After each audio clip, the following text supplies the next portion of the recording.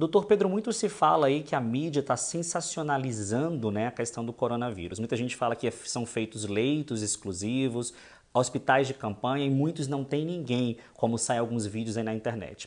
A Yane, lá de Cristalina, no Goiás, pergunta e faz o seguinte questionamento. Alguns vídeos saíram, né, e as pessoas entram em pânico, a mídia mostra, mas quando a gente vai ver não tem ninguém nos hospitais. Você, como profissional da área de saúde, como vê isso?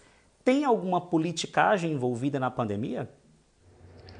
Eu acredito que sim, que existe politicagem em relação à pandemia, tanto de políticos tentando se promover nessa hora tão difícil para a população, mas também de políticos tentando dizer que isso não existe, né, o que é completamente inaceitável, tendo em vista que o mundo inteiro tem falado a mesma coisa, que é um problema de saúde pública mundial e que a gente precisa tomar medidas para evitar que pessoas morram, mas o que a gente tem que ter em mente é que nós precisamos estar alertas. A gente precisa sempre estar alerta e sempre estar vigilante em relação a esses políticos. A gente já viu, inclusive, casos essa semana que diretores de hospitais foram destituídos no Rio de Janeiro por estarem agindo não de acordo com o deveria.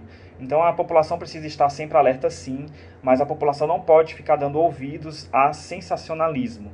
O que mais tem em todo local é sensacionalismo. E quando eu falo sensacionalismo, são de todos os lados. Então é por isso que eu sempre falo que em situações de pandemia, principalmente relacionadas a doenças infecciosas como o coronavírus, a gente precisa sempre ouvir os especialistas em saúde pública, em infectologia, que são pessoas que estudaram a vida inteira esse assunto e que realmente têm propriedade para falar sobre isso.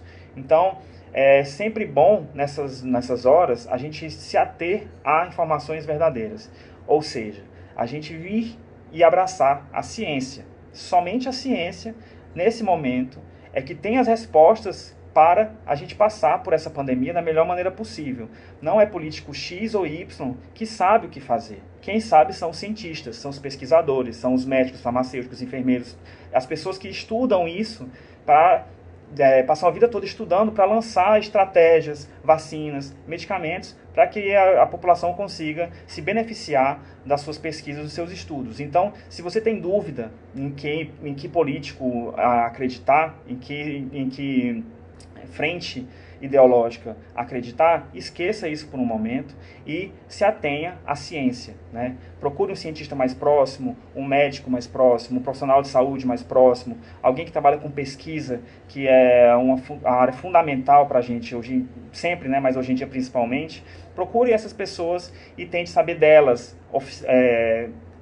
resultados e dados oficiais para você se informar em relação à pandemia. Recebi alguns vídeos desses sobre locais em que tinha leitos vazios disponíveis para tratamento dos pacientes com coronavírus e a gente sabe que isso não é verdade, né?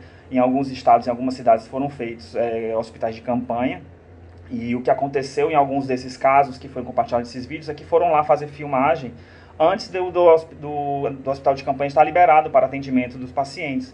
A gente tem que imaginar que não é somente a estrutura física que precisa estar pronta para que sejam atendidos os pacientes com coronavírus. A gente precisa também de todo o aparato de instrumentação, além dos profissionais de saúde. Então, até você conseguir mobilizar profissionais de saúde que são capacitados, treiná-los em relação a isso, em relação ao manejo do paciente, leva um tempo. Então, até você conseguir realmente construir um hospital de campanha e fazer com que ele fique efetivamente pronto para atender os indivíduos graves, leva um tempo. E eu vi alguns vídeos que estavam falando justamente isso, né, indo lá nos locais, mostrando leitos vazios, dizendo que a gente estava jogando o dinheiro da população fora, mas a gente tem que pensar aqui, primeiro, eles levam tempo para que esses centros eles fiquem realmente prontos para atender a população, e segundo, é muito melhor a gente ter leitos disponíveis para atender a população quando começar a encher o Sistema Único de Saúde,